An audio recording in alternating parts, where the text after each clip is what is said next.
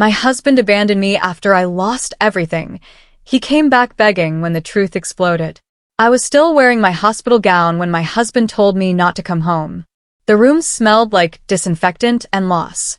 My hands rested on my stomach that was suddenly empty, and my heart felt the same way. The nurse had just left when he stood near the door, not close enough to touch me. His voice was calm, almost bored. He said, "Victoria, I can't do this anymore." No tears. No pause. Just that. My business was gone, burned to ash 2 days before. Every dollar I had worked for was wiped out. And now our baby was gone too. I asked him what he meant, even though I already knew. He placed his wedding ring on the bedside table like it was nothing. He said he needed peace and that I was too much now. Then he walked out. If you want to hear how this betrayal led to justice, hit subscribe for more true revenge stories. I lay there shaking, knowing my life had just shattered. 3 days later, I returned to the house we had shared for 16 years. The door opened to silence, so loud it hurt. His shoes were gone. His coats were gone. Even the family photos were missing from the walls, leaving pale outlines like scars. I stood in the living room, still weak from surgery, holding myself up with the back of a chair. I walked into the bedroom and opened the closet. Empty. Drawers pulled out and wiped clean. He hadn't just left me. He had erased himself. My phone buzzed while I stood there. A bank alert. I sat on the bed to read it. Our joint account balance was 0. Every cent gone. The money meant for recovery, rent, rebuilding drained. I didn't cry. Something colder replaced the pain. I realized this wasn't abandonment. It was strategy. He had waited until I lost everything, until I was weak. Then he took what was left. That was when grief turned into quiet rage, and rage began to think. That night, I slept alone for the first time since my miscarriage. The sheets smelled wrong. Sweet. Floral. Not mine. I pressed my face into the pillow and felt it clearly, another woman's perfume. It clung to the fabric like a confession he forgot to erase. I stared at the ceiling until morning, replaying every moment of comfort he had given me after the fire, after the hospital. His soft voice. His promises that we would rebuild together. Every word now felt rehearsed. Every hug felt like a lie meant to buy time. I thought of the nights I stayed awake planning my business while he slept peacefully beside me. The times I carried us when he said he was tired. I realized he didn't leave because I was broken. He left because he no longer needed me. The perfume stayed with me all night, heavy and mocking.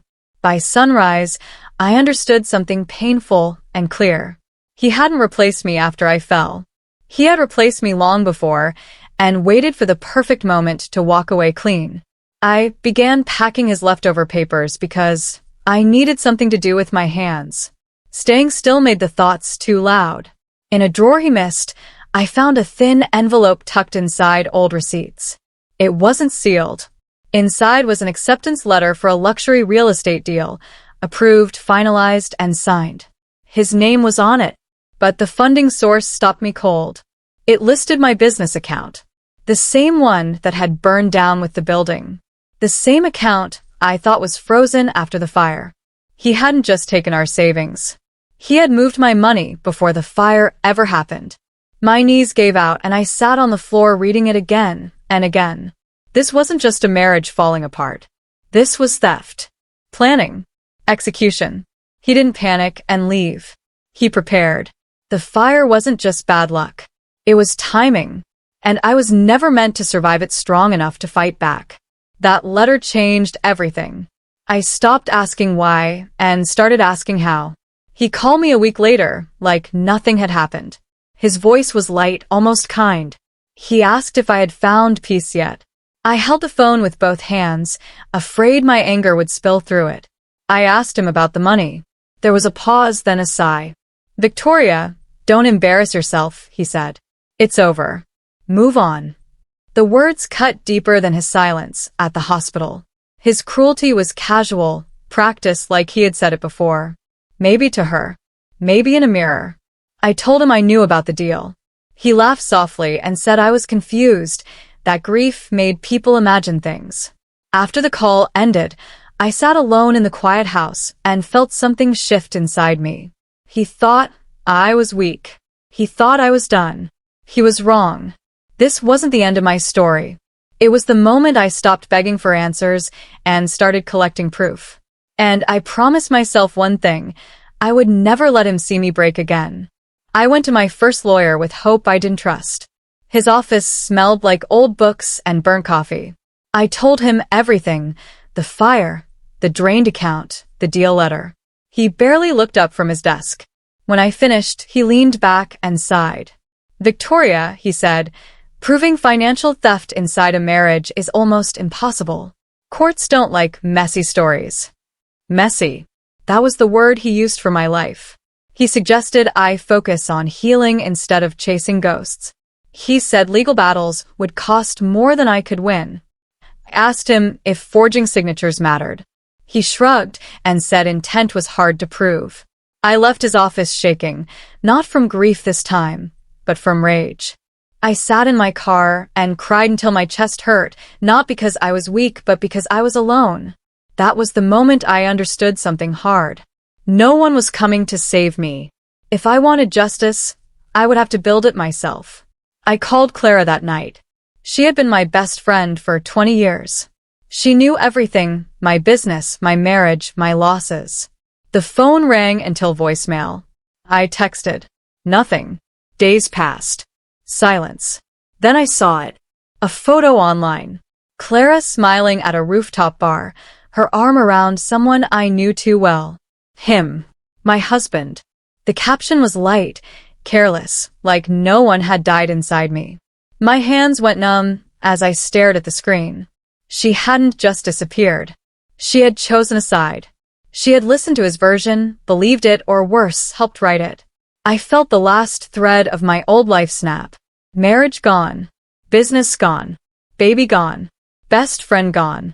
That night, I stopped telling my story to people who didn't want to hear it. I stopped explaining. I stopped asking why. I realized betrayal wasn't loud. It was quiet, smiling, and very close. And it had been watching me fall. The rain was cold that night, soaking through my coat as I sat across the street from his new building. I didn't plan it. My car just stopped there. I watched from the shadows as he stepped out under the awning, laughing. She was beside him. Young. Confident. Dry.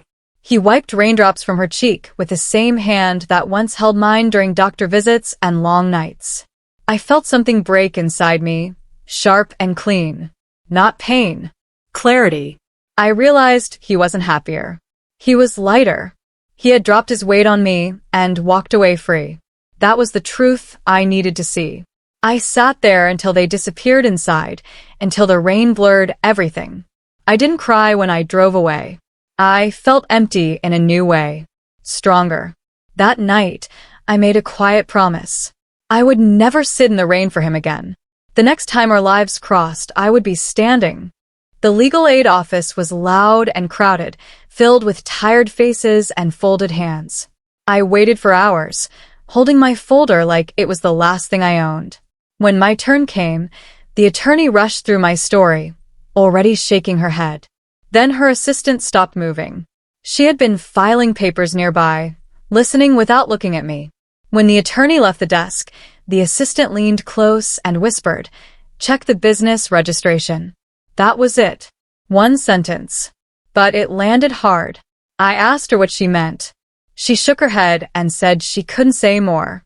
Just that sometimes the truth wasn't where people told you to look. I went home and pulled out old files, shaking as I searched. I logged into systems I hadn't touched since before the fire. For the first time since everything collapsed, I felt a spark. Not hope. Direction. Someone had seen what others missed. And now I knew where to dig. I found the documents just after midnight. My company records were there, scanned and organized too neatly. I scrolled slowly, reading every page like my life depended on it. Then I saw it. A transfer form. Approved. Filed. Completed. But something was missing. My signature. Instead, there was a perfect copy. My name written in my style, but not by my hand. I stared at it until my eyes burned. He hadn't convinced me. He had forged me. I checked timestamps. The transfer happened weeks before the fire, before the miscarriage, before he walked away. I leaned back in my chair, heart pounding. This wasn't suspicion anymore. It was proof. For the first time, I smiled. Not because I was happy, but because I was no longer powerless. He had made one mistake. He thought I would never look closely. Now I had something stronger than anger. I had evidence. Ethan called me the morning after I found the forged signature.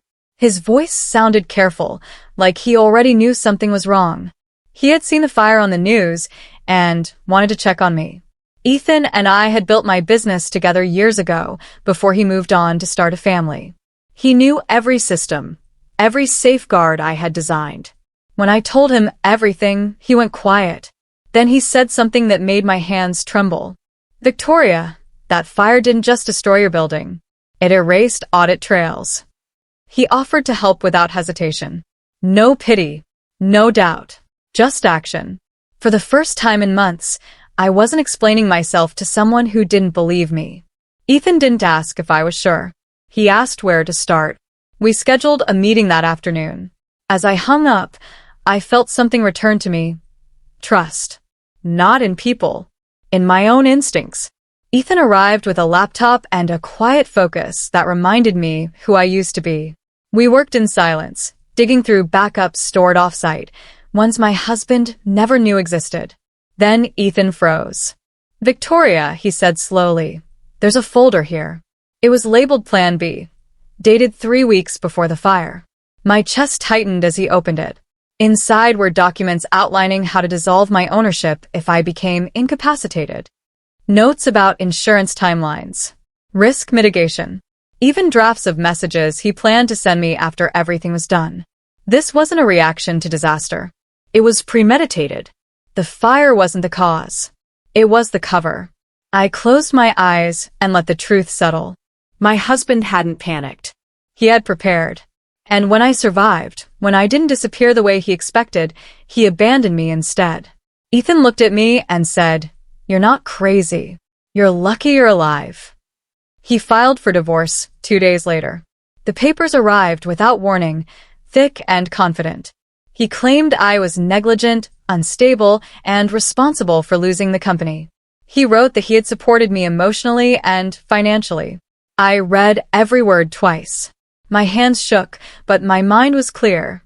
This was his final attempt to control the story, to turn my silence into guilt. He wanted the court to believe I was broken beyond repair, that I couldn't manage money, business, or truth. The audacity stunned me. After everything he had taken, he wanted more. Reputation, sympathy, control. I didn't respond right away. That was my first act of resistance. Let him believe I was still on the floor. Let him think I had nothing left to fight with. I wasn't avoiding the battle. I was choosing the moment. I almost gave up after the third rejection. Lawyers saw my age, my losses, my thin folder, and politely declined. Then I met Ms. Lewis. She didn't interrupt. She didn't rush. She listened.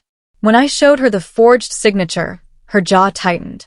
When I showed her the Plan B folder, she leaned forward. "Let him think you're broken," she said. "That's how you win." She explained everything calmly.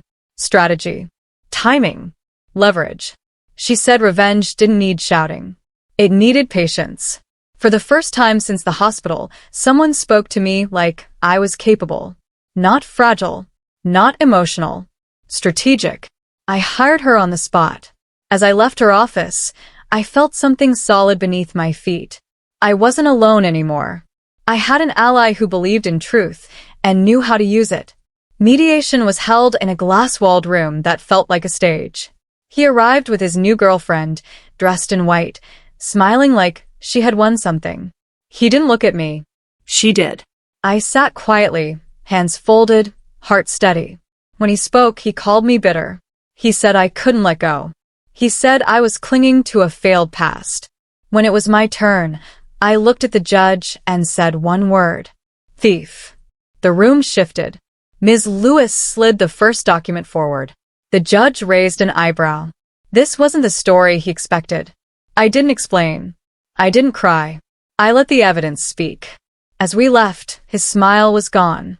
For the first time, he looked unsure. And I knew I had his attention now. Ethan recovered the emails late that night. He called me, voice tight with focus, and told me not to speak until I saw them. We sat side by side at my kitchen table, the same place my husband once promised me forever. The emails showed an insurance policy I never knew existed. It covered the building. Not my business name, his. The payout had been sent weeks after the fire, quietly, cleanly, straight into an account under his control. I felt sick, not from shock, but from how careful it all was. He had insured my loss and named himself the survivor. The fire didn't ruin him. It rewarded him. Ethan printed everything. Every timestamp. Every signature. "This is fraud," he said plainly. I nodded, staring at the proof. My pain finally had a shape. And once pain is form, it can be faced. That night, I slept without tears. I slept knowing the truth was no longer fragile. It was documented. Ms. Lewis told me not to look at his social media. I did anyway. I needed to understand how far back the lie went. It didn't take long. Photos, comments, locations, smiles that appeared months before the fire, before the miscarriage, before he told me everything would be okay. I traced the timeline carefully, screenshot by screenshot. Their trips lined up with nights he claimed to be working late. Her likes appeared under posts where I praised him publicly. She had been watching me while I trusted him. This wasn't a sudden affair sparked by tragedy. It was planned, calculated. He had one life with me and another waiting quietly on the side. When I finished, I didn't feel rage. I felt clarity. Love hadn't died. It had never been real. I handed the timeline to Ms. Lewis. She smiled once and said, "This changes everything." The private investigator Ms. Lewis hired moved quickly. He was quiet, thorough, and invisible. A week later, he sat across from us with a thin folder and said something I didn't expect. "The girlfriend isn't just his partner," he said. "She's his company's internal auditor." My breath caught. She wasn't just sleeping beside him. She had approved the forged transfers. She had signed off on everything that destroyed me. The betrayal layered itself deeper than I imagined. They hadn't just loved each other. They had worked together, planned together. Every denial my husband made now felt rehearsed. Every smile she gave me in old photos felt predatory. The investigator slid over documents with her initials beside approvals that never should have passed review. Ms. Lewis looked at me and said softly, "They're both exposed now." For the first time, I believed her. I asked to meet her alone. She chose a cafe downtown, confident, careless. She smiled when she saw me, like I was already defeated. We talked about nothing at first. Weather, coffee, life. Then I slid a folded paper across the table. The insurance payout. Her initials. Her smile vanished. Her hand shook so hard her cup tipped, spilling coffee onto the table. People stared. I didn't. I watched her. She whispered, "You don't understand." "I understand everything," I said. "And so will the court." She left without finishing her drink. I stayed seated, heart steady. That meeting wasn't about threats. It was about certainty. She knew she was caught. And people who know that begin to choose themselves. By the time I left the cafe, I wasn't chasing justice anymore. It was moving toward me. She called me that night. Her voice cracked, stripped of confidence. She said he used her. That he promised protection, money, a future. She said he planned to sell everything and disappear once the divorce ended. I listened. I didn't comfort her. I didn't argue. I let her talk. When she finished, I said only one thing. "Thank you." That was the moment I stopped being the victim. If you want to see how patience turns into power, subscribe for more true revenge stories. I hung up and called Ms. Lewis. The pieces were finally aligned. The truth wasn't just mine anymore. It was shared, witnessed, dangerous. That night, I slept deeply for the first time since the hospital. The storm had passed. The reckoning was coming. I rebuilt quietly, the way wounded animals heal, out of sight. Ms. Lewis helped me change my legal identity on paper, not my name but my structure. A new business entity formed overseas under a trusted friend's holding trust. Nothing illegal. Nothing rushed. Clean. Invisible. I stopped posting online. I stopped answering calls I didn't trust. To the world, I looked defeated. A woman in her 50s who had lost her business, her marriage, and her child. That was the mask I let them see. Behind it, I worked every day. I learned. I documented. I signed papers with steady hands. Ms. Lewis warned me that revenge done loudly fails fast. Revenge done quietly lasts. So I waited. I let my husband believe I was drowning. I let him think the divorce would end everything. He never asked what I was building. That was his second mistake. The months passed slowly on the surface and quickly underneath. I stayed invisible while he showed off his new life. Trips. Dinners. Smiles meant for cameras. He wanted the world to believe he had survived me. I documented everything. Bank movements. Property purchases. Shell transfers. Every lie left fingerprints. Ms. Lewis called it patience. I called it survival. He thought my silence meant surrender. It didn't. It meant preparation. At night, I organized files until my eyes burned. I labeled everything. Dates. Sources. Connections. I wasn't chasing revenge anymore. I was building a record that couldn't be ignored. Some days I felt tired. Old. But then I remembered the hospital room. The ring on the table. His voice telling me not to come home. That memory fueled me. Quietly. Completely. The message came at 1:17 a.m. It was meant for her. She was weak. You're my reward for surviving her. I stared at the screen for a long time. The words didn't hurt the way they once would have. They confirmed everything I already knew. I saved it. Backed it up. Printed it. Then I forwarded it directly to Ms. Lewis. She called me within minutes. This is intent, she said. This is character. I slept after that. Deeply. Peacefully. He had finally said the quiet part out loud.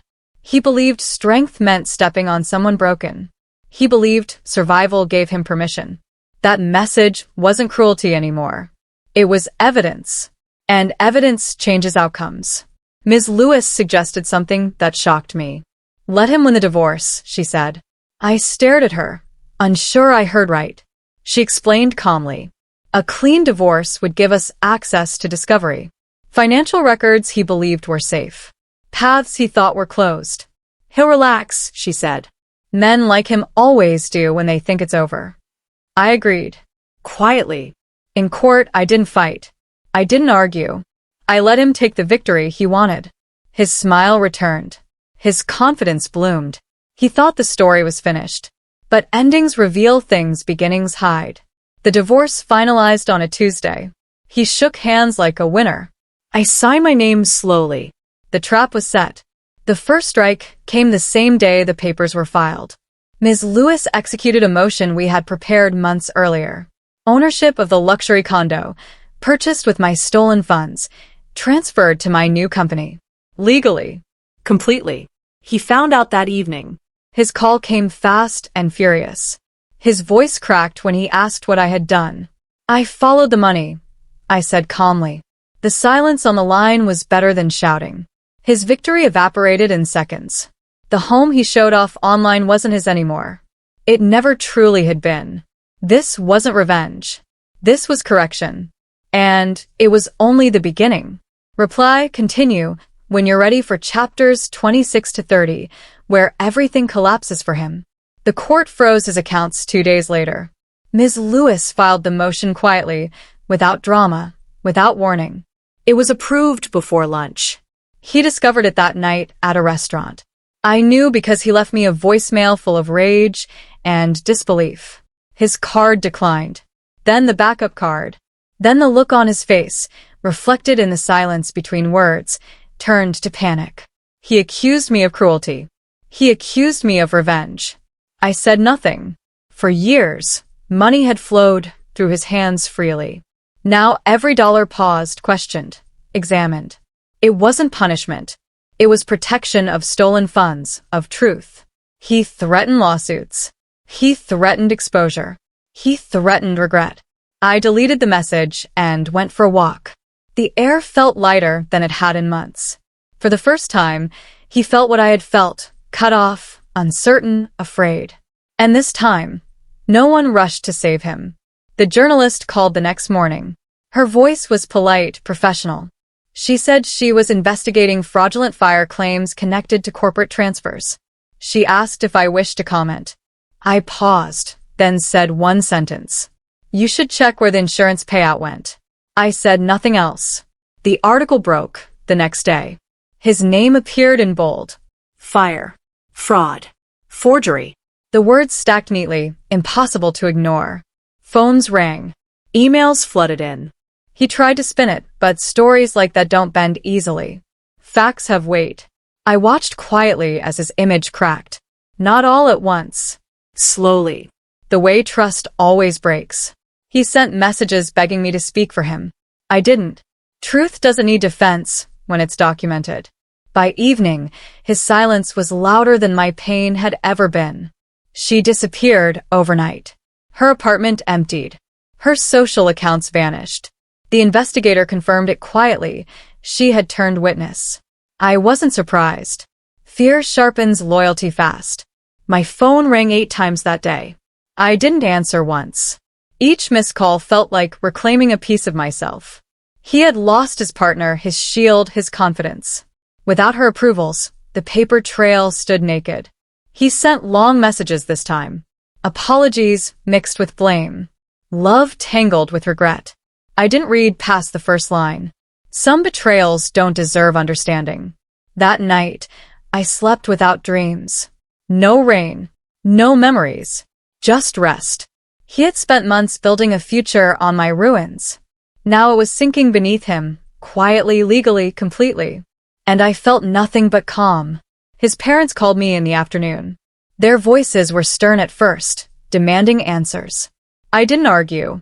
I sent one photo. His forged signature beside the insurance check. Silence followed. Long, heavy. When his father finally spoke, his voice trembled. He said he never raised a son to steal.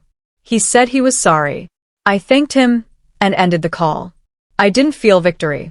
I felt closure. That evening, I packed away old memories without shaking. Photos. Letters. Promises. They no longer had power. Truth had reached every corner now. Family. Media. Law. There was nowhere left for him to hide. And I didn't need to chase him anymore. I finally answered his call when his voice no longer sounded like himself. It was late, and the city outside my window was quiet. He was crying. Not the polite kind. The broken kind. He said he made a mistake.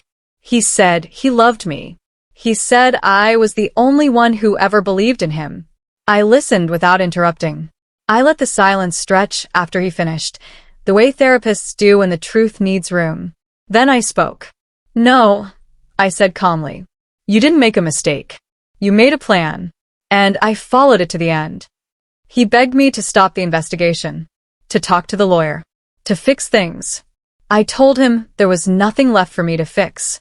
When the call ended, I didn't feel strong. I felt finished. Some doors don't need slamming. They just close. 2 days later, I revealed the recordings. Not publicly. Strategically. During a final mediation check-in, Ms. Lewis played his voice back to him. His insults. His confidence.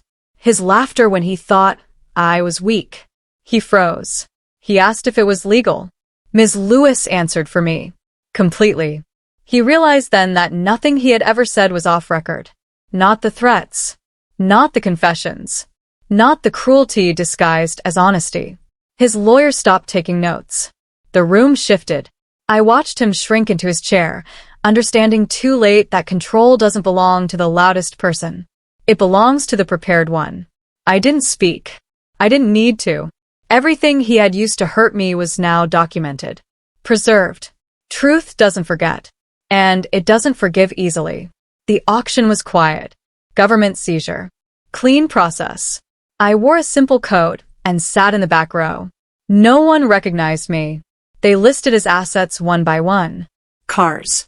Furniture. Property. Pieces of a life built on lies.